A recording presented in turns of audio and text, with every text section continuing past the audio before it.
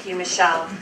So my name is Sacha Klein, and as it was alluded to earlier, I've, I think, spent now about 24 years of my professional life working in the realm of child welfare. And I think that my story is pretty typical of the system as a whole. So when I was, no, I'm not going to let you do the math and figure out how old I am. When I was a young person and I first started working in child welfare, I was sort of a kind of typical, idealistic, sort of bright-eyed, bushy-tailed person. And if I had had one, I would have brought like a white hat today to wear it. Because I really saw my role as rescuing children who had the misfortune of being born into families with awful parents. And I think that is actually the attitude and the presumptions that sort of are at the root of our foster care system in this country and in this state. So we really built a system with that kind of thinking in mind, that some kids are just born into these unfortunate situations, we need to rescue them, we need to remove them, and put them in foster homes where they can be better cared for. And over the course of several years, I sort of had to deal with the reality of the families that I was working with and the children that I was working with, and it started to become clearer to me that this is not at all the reality of the child welfare system in this country. That the vast, I can think with almost no exceptions, the many families I work with, they love their kids. They absolutely loved their kids. And that was not at issue. And the kids loved their parents, and they wanted to be a family. And even when we took them away and we put them in foster care, do you know what the vast majority of foster kids do when they age out, when they turn 18? They go find their biological families, right? And no matter what we've done to kind of keep distance between them. So it started to become clear that for children to thrive, including for children in the child welfare system to thrive, that meant at the end of the day that their parents need to thrive. And creating a system that supports that is very, very different than what we've inherited today. It doesn't look like the traditional foster care system. It looks like something else. So I want to talk a little bit about research and make a few points, but then I'm only going to take a little bit of time because I think the most valuable thing in many ways is to hear from somebody who's lived this. So I want to leave plenty of time for Samantha to talk. But a couple points. One is I want to make it sure everyone has a clear understanding that child maltreatment and foster care placement in Michigan and in the rest of the country is actually a common experience. So in my work with legislators and policymakers here and in other states, there's often sort of this idea that, you know, we feel bad for foster children. Yes, we need to do something for them, but I've got limited time and resources, and when I'm trying to deal with getting jobs, you know, and getting the infrastructure of this state taken care of, and all these other pressing concerns, fixing our school system, that those need to take precedence because foster care, child maltreatment, we're talking about a little specialty boutique population, right? But that is actually not true at all. So what you're looking at are maps that show you the rates of confirmed child maltreatment, which is just the tip of the iceberg. So confirmed child maltreatment in the orange, foster care placement in the blue, by county in Michigan. These are rates per 1,000 children living there.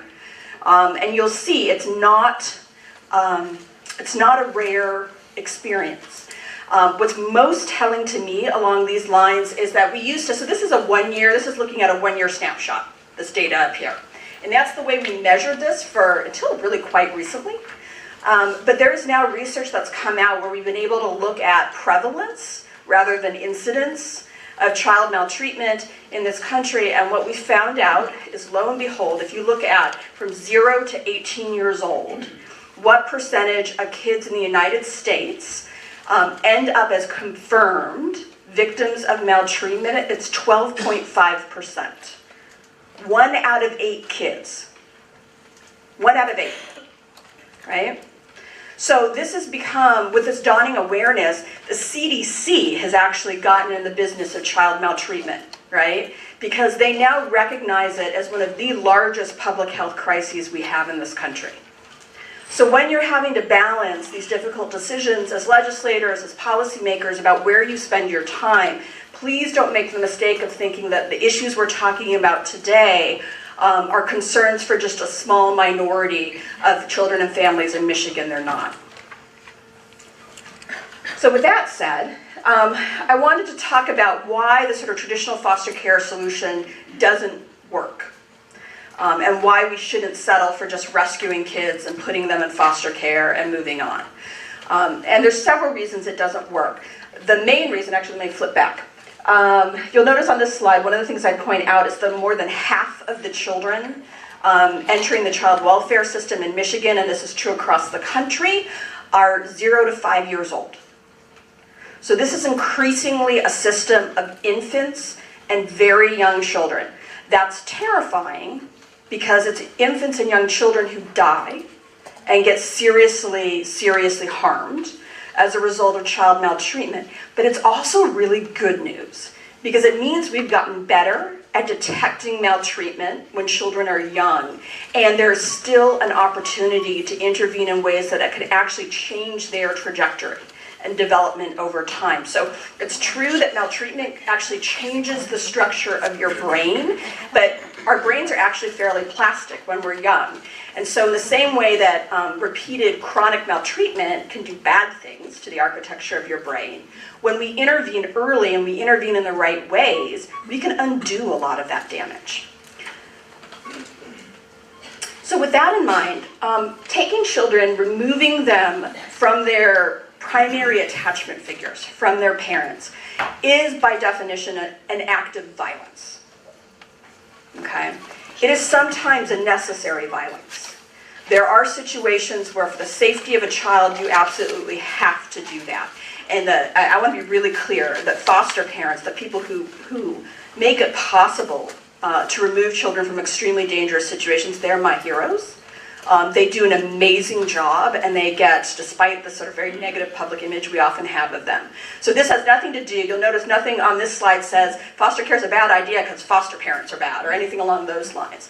It has nothing to do with that. The issue is that we are disrupting, often in sudden and violent ways, a child, usually a young child's, relationship with their primary attachment figure.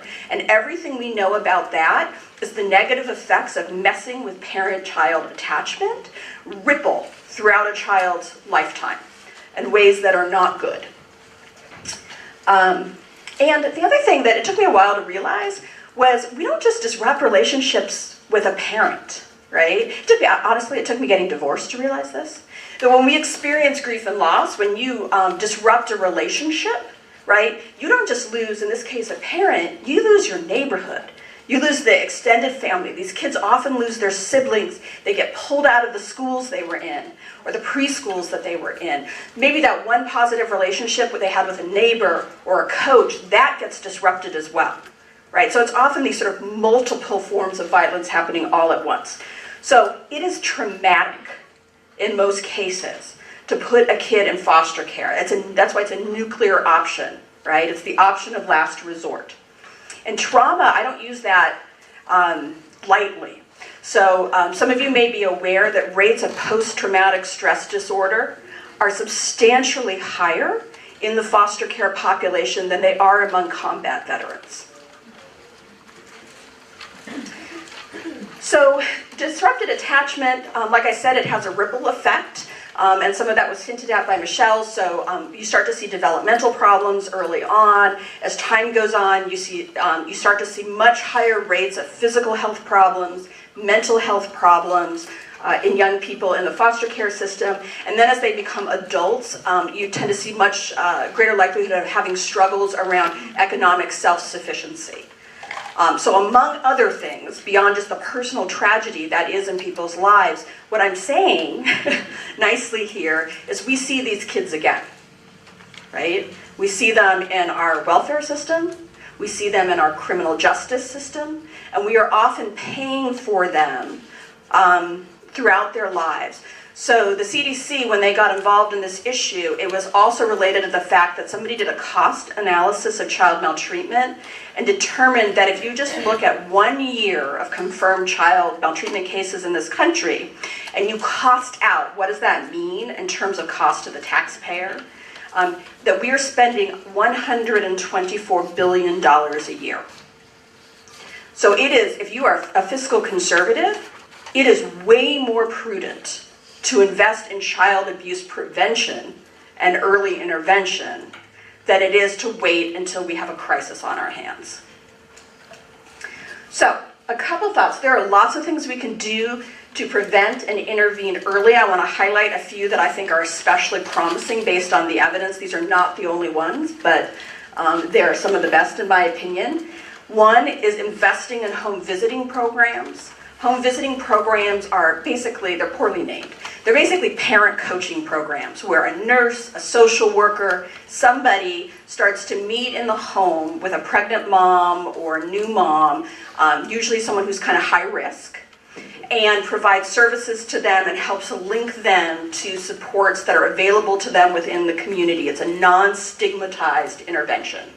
And it does a lot of great things for family, and several of the models that we have out there have been carefully evaluated, and they are shown to prevent child maltreatment. So I listed some of those specific models up there on that slide. And I note here, Connecticut just this week came out with a study of their statewide home visiting program, which is based on the parents as teachers model, and they basically found that participation in that program was associated with a 22% reduction in the likelihood of participating families having a child who was neglected.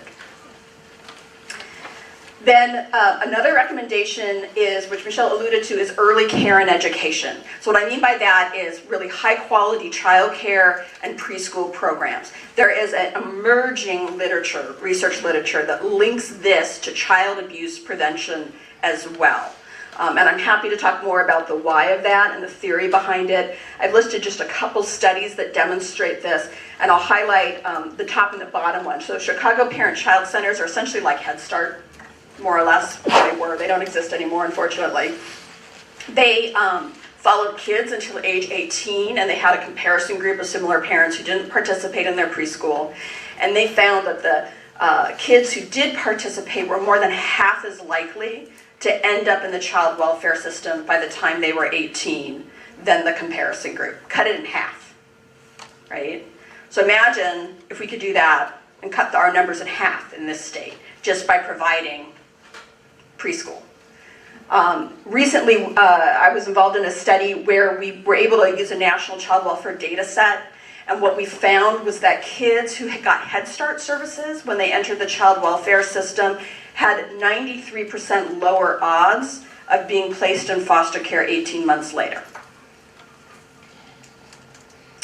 And then the third prevention issue I want to point to is drug treatment and investing in substance abuse treatment programs for families, and particularly ones that don't, by definition, force families to be separated, especially moms and young children.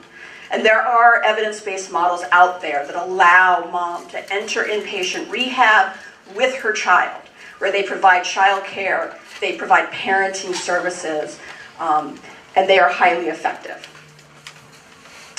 So that's sort of how do we prevent kids from ending up in foster care. A couple thoughts about once children are in the system, what might improve their life.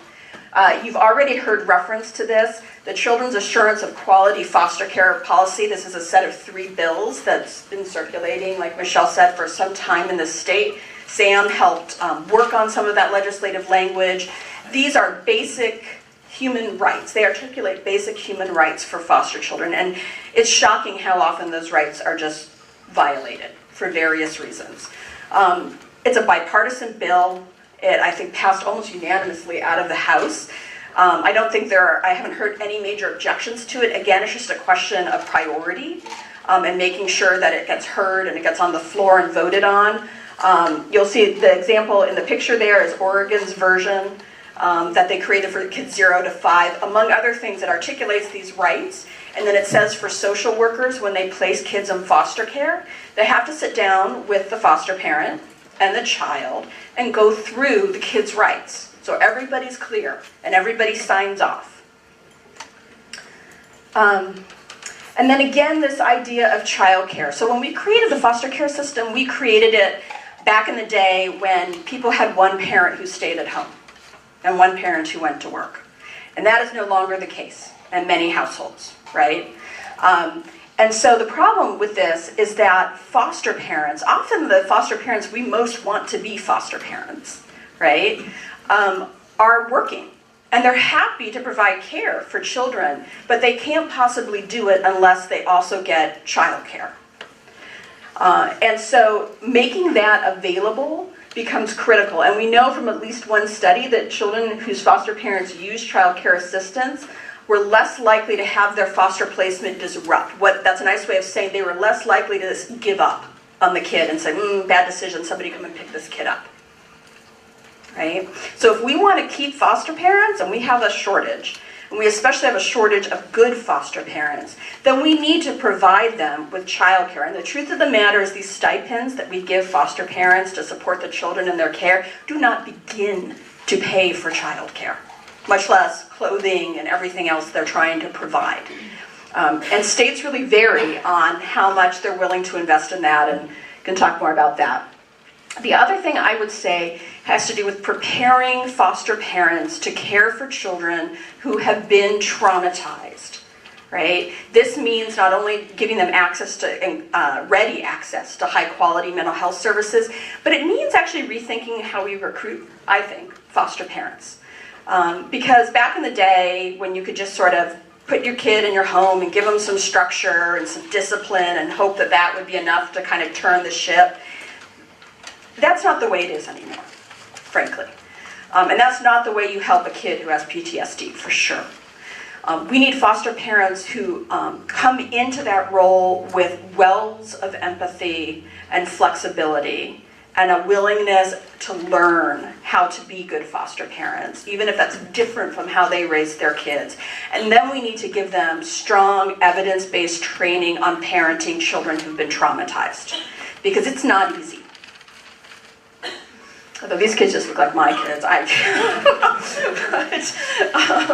that's just the tip of the iceberg. Then lastly, how do we help foster children transition successfully to adulthood? I'm going to let Sam pick up on that theme, but I will say one thing, because it's a hot topic right now. Foster children absolutely need ongoing access to health care, and it should not be tied to work. Many of them come into the system because they have parents who have mental health problems, don't have access to health care, and end up medicating themselves with street drugs. The cycle begins with that, right? So even their parents could benefit from just solid health care that wasn't predicated on being able to work. But then the young people themselves, when they move on in life, even our most successful, most resilient kids, are still having to get treatment for trauma, mental health issues, and physical health issues related to their experience. And it affects their ability to transition smoothly into the workforce. And it is just an unrealistic expectation that then potentially sets them up to fail, despite everything they've done to try to get an education and become a self-sufficient adult. So I'm going to stop there. Sam, you want to